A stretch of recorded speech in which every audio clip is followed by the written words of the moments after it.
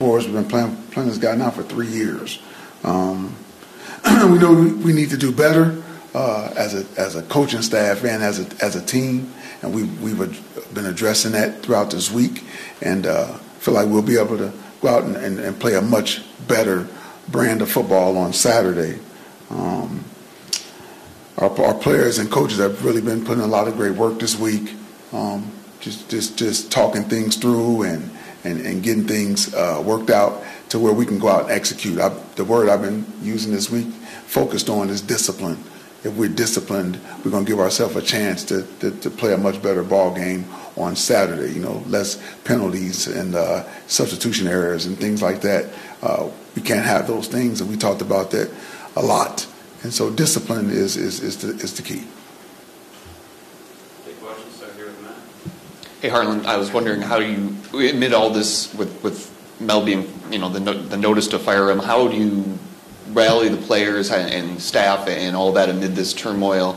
And I guess, did your experience at Florida State in a somewhat similar situation help you to go through this process? Well, that's a good question.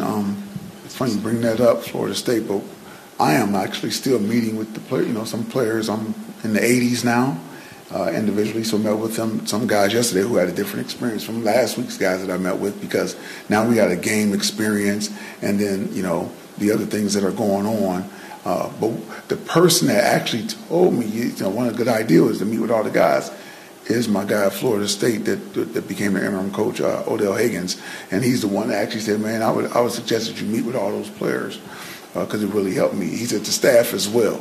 So and it ended up being a really good idea by him, because you get a lot of insight from the players, one-on-one. They feel like they can share with you, and so it's been really good. How you doing? To say the situation you're in, the program is in, to say it's unique is an understatement. But I'm just curious to know, what can you share with us about being a head coach that no one would know, you would not have known until? Just an example, and I'll give examples in all areas. So you talk offensively. A receiver supposed to run a route at 14 yards, he runs at 12. You did it all week at 14. Do it at 14. Don't get in the game. You know what I mean? A defensive back plays the ball one way in practice, a deep ball, but in the game, he played it totally different, and we knew that was coming. You knew that was something that was going to happen. You get a guy on the punt team, don't take the proper steps, and you did it all week in practice. So we're focused on the details, the discipline of everything right now. And how do we get that accomplished in the game when the crowd is hollering 75,000? We got a great crowd out there. How can you remain focused and disciplined to just do your job, just like you did in practice? So that's the focus. That's what we're trying to get done. In the mental aspect of trying to just shove that away. Yeah. So we had to address the elephant in the room. We definitely addressed that. We got our butt kicked on Saturday game. Coach Hazelton did a really good job with the defense. A unit meeting on yesterday. He had the GAs pull up some scores of NFL games over the last several years, where a team that actually won the Super Bowl or played in the Super Bowl gave up 41, the same number, right? Gave up 41 points throughout the regular season one game, came back the next week and got it right, and then went through the rest of the season, won the Super Bowl. He showed multiple examples of it. So I think that helped the guys as well, seeing that, like, wow, okay. We're always talking about being a professional. All these guys want to play in the NFL. You got to be a professional about it. Okay, understand we got our butts kicked. How do we learn from it, get better from it, and improve from it? And then that's the focus now. Just the discipline of everything, of doing everything the right way. Hey, Harlan Pick here on your right in the back row. Jennifer Hammond from Fox 2 in Detroit. Okay. Haven't been here yet, so nice to see you. I understand that, sounds like you're saying, for most coaches, a loss can really recenter a team. How challenging is it, given all of the things that are going on the outside? And what is your message maybe to, I guess, Spartan faithful, to the team, to everyone, that it's football still and things are going in the right direction? My message would be, first of all, we're 2-1. We have a winning record right now. We're at the beginning of the Big Ten season. We had a great representation last week of Spartan Nation here on the walk all the way to this, to the game, to the stadium itself. I mean, it was awesome. The energy, everything. And I just hope that everybody come back this week with that same energy, that same passion, and we will bring it we will bring it ourselves as a team, even more so. We have to bring more passion up from our end, and like I said, the discipline thing. So we want to bring the discipline and the passion and the energy, just like the fans. Let's do it all together. Let's do it all together, work together, and let's cheer these young men on. We love Spartan Nation, and we know that we want to go out and give them what they want to see, and that's a hard-working team playing the right way, tough, physical, aggressive football, and that's what we know Michigan State football to be. So really would like everybody to come back out with that same energy. We're going to have the energy, and let's go beat Maryland. One little follow-up, if I may, to that.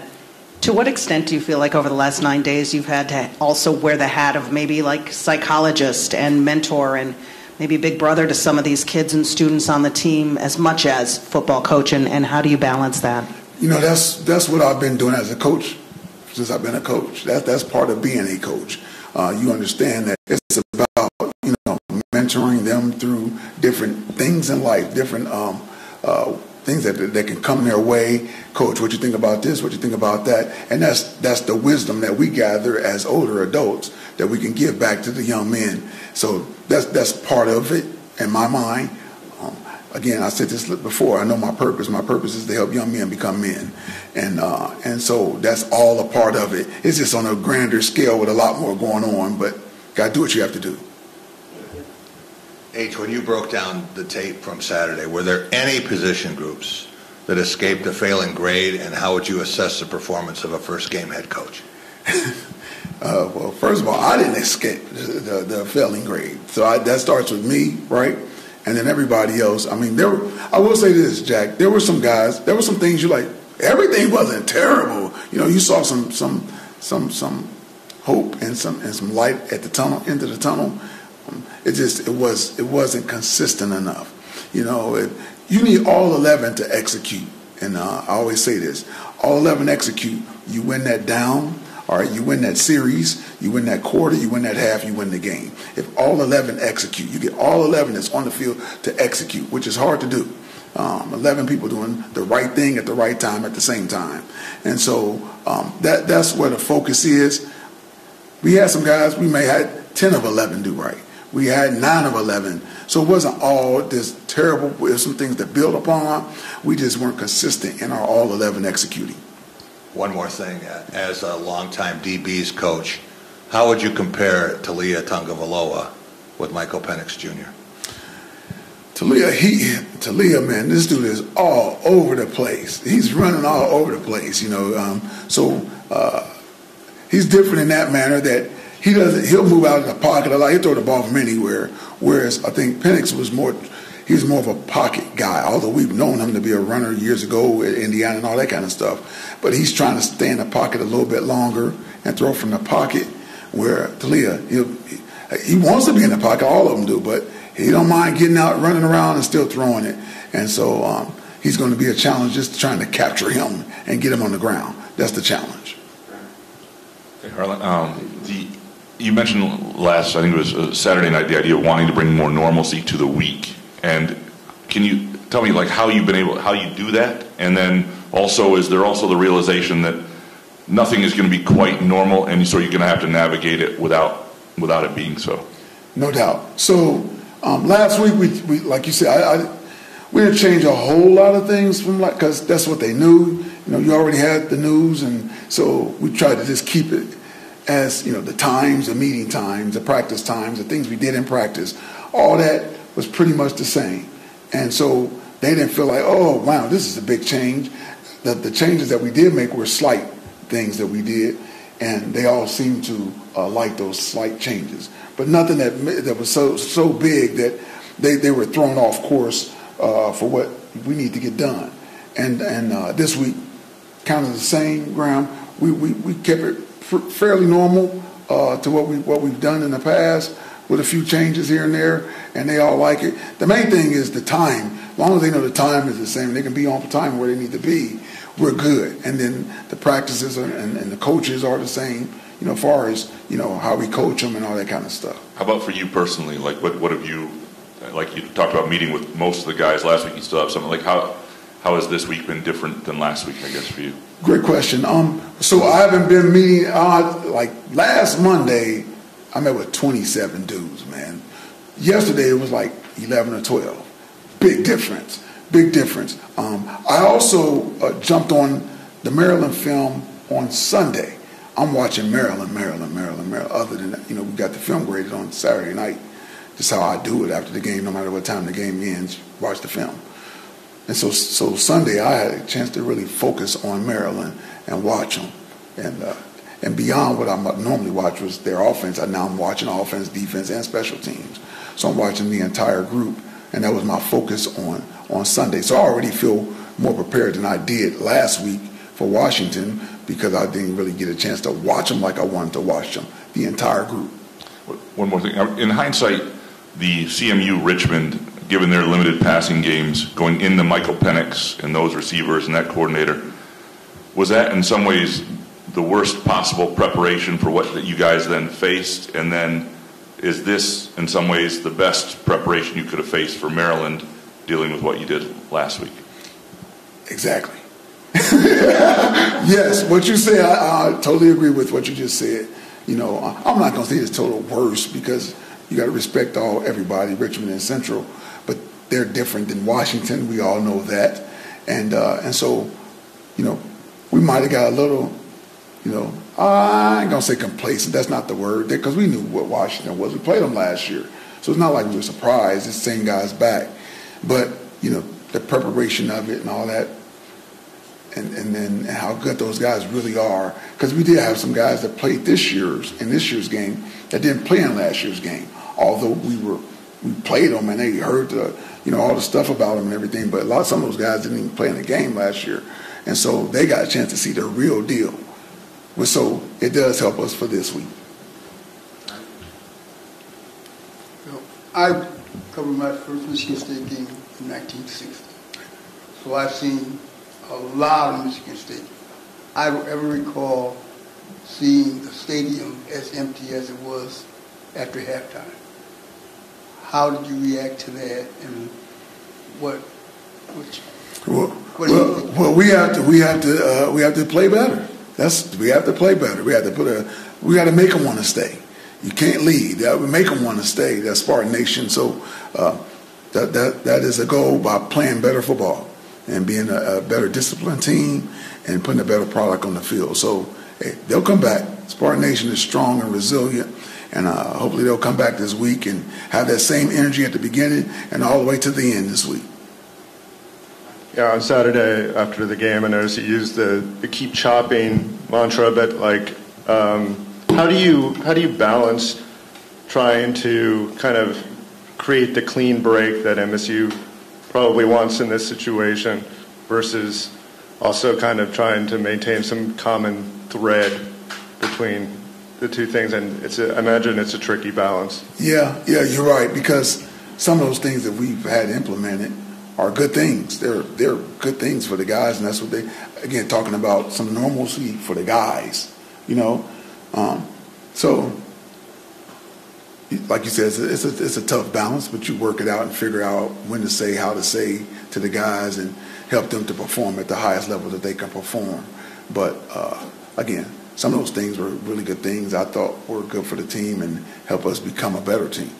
And how do you also try to implement or put your own imprint on the team at the same time, again, trying to maintain some of the previous stuff that right. you guys have? I'll maybe in some sort of way, just maybe focused on some of the other things. We talked about all the things that I'm even sharing, but even more so, I'm talking about, physicality, running through contact. We talked about all that stuff before, but that's where I'm coming from a lot, because that's my personality, and I believe that if you have a really good football team, when you can be disciplined and physical, very, very physical, and I think that's intimidating.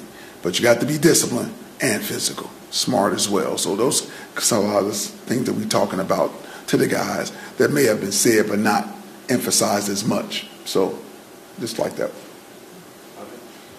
Harlan, yesterday Allen addressed the team, letting them know about his intentions of terminating Tucker's contract. So I'm just wondering, sort of, if you felt like it was appropriate timing for him to bring that up to the team, and then also just yet again their reaction to it all, because at the center of all this, it really does come down to the players and how they're handling things. Absolutely, Audrey. He hit me up the day before and said, "What I want to meet with the team," and he didn't say for what. And so I said, he said, "In the morning before practice or after practice?" I said, "After practice. Let's get through practice." And so he met with those guys at noon. Then he met with the 10 assistants after them. With us, I rather than not for any news to come to the guys like that. But let's just get it out there and go. Let's get it out there and go. And so, and then the position coaches talk to the guys as well. Talk with our guys and to see how they are and where they are, and what they're thinking. And they've been good. The guys have been really good. And then just one quick follow-up. You obviously love this university. You bleed green. You mentioned it last week, and there's no doubt about that whatsoever. So have you had to bring in any of the other assistant coaches in this?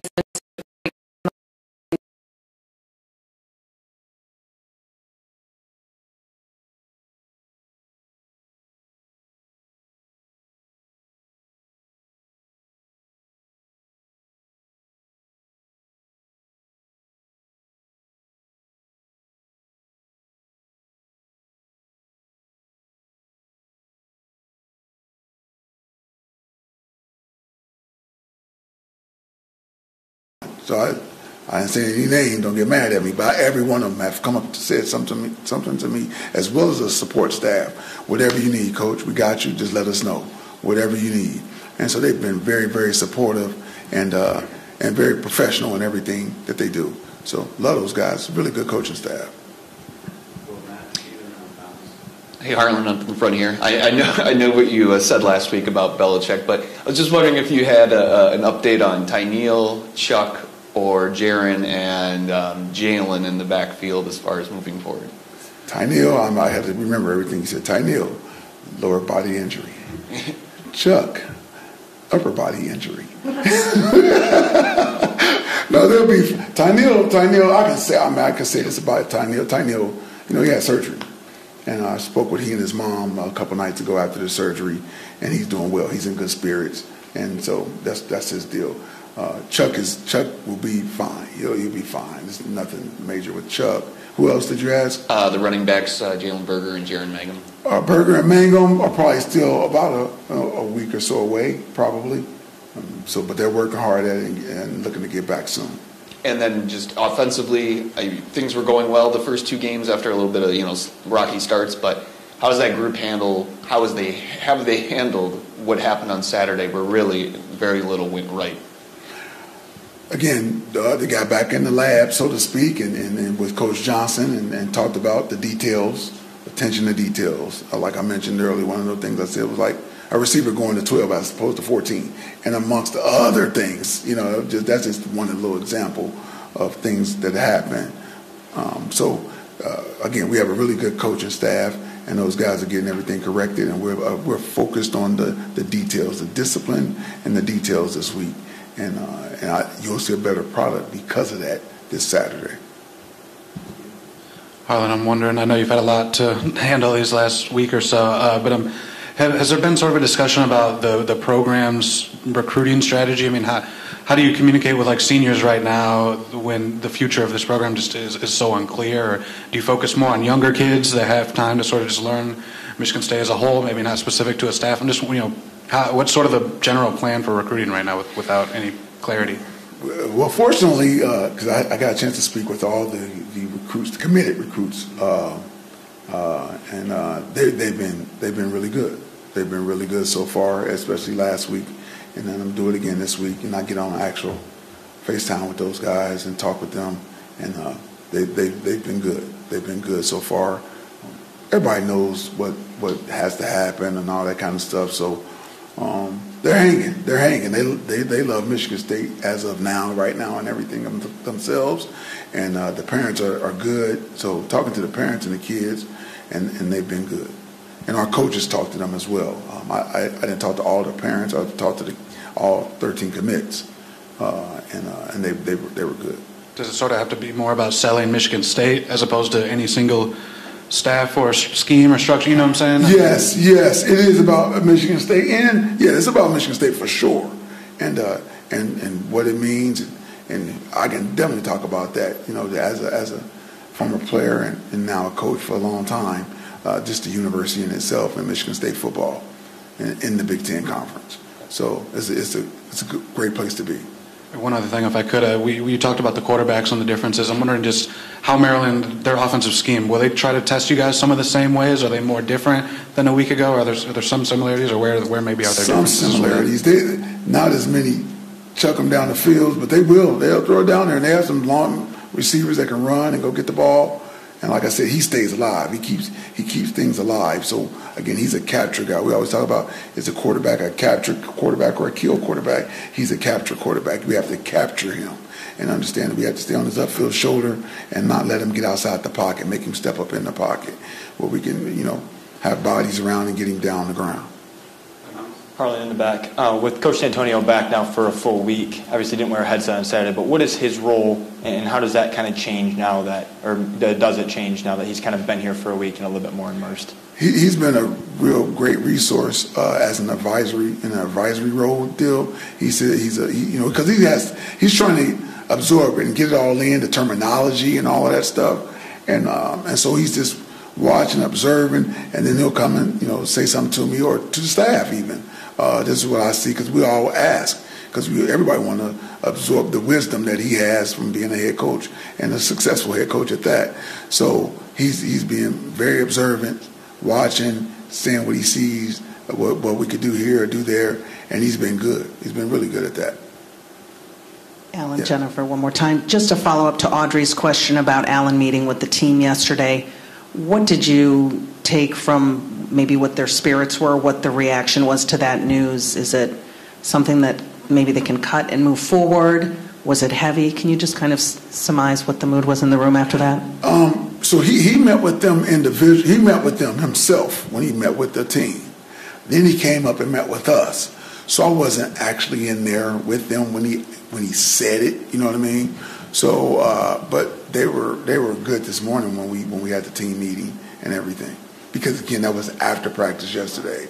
And so other than that, I didn't get a chance to see everybody again until this morning. I met with some guys individually yesterday because they were on the schedule to meet with me. Did you get a sense what their kind of reaction to that was?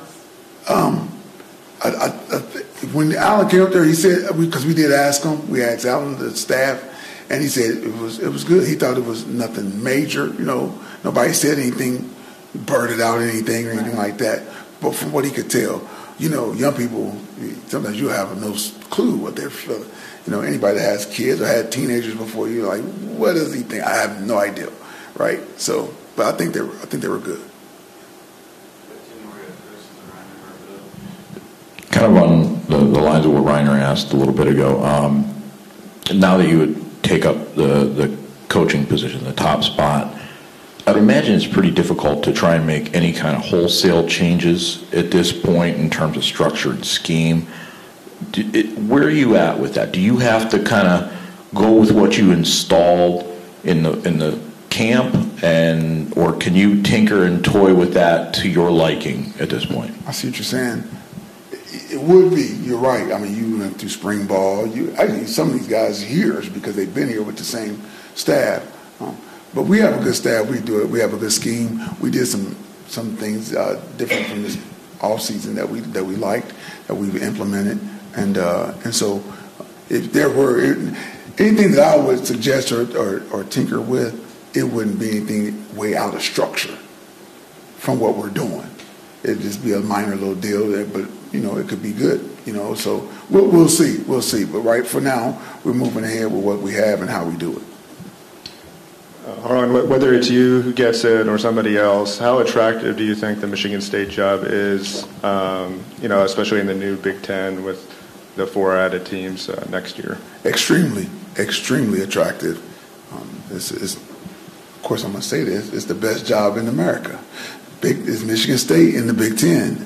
Go green, go white all day. And so it's a fantastic place. It always has been. Since 1985, when I first came up here. I said this last week. So, great place, great job, great people. It really is. And, unfortunately we had, some things where people look down a little bit on us, but Aiden is an awesome place. It is an awesome place. We're going to wrap it up. Hey, you mentioned Kapilovic a minute ago, and he's been supportive and so forth. When you talk with him about the run game, what are some of the things that he says need to be done, details-wise, to give next step? Detail-wise, we haven't gone into details with him, not this week anyway, Jim. But he hit me up and after the game in a text and was like, Coach, I'm gonna be better. And I said, I'm gonna be better. That's how coaches are. Everybody, he just hit me up, and I was like, that's how our coaches are, though. All of us want to be better, but he was one of them, as well as some others. Say, hey man, we going to be better, and that's what I love about our staff, because everybody takes it on themselves to say, hey, we need to get this done. We need to get it better. Elite coaching staff. It really is a good coaching staff. Thanks for your time. All right, thanks. Thank you guys. Thanks.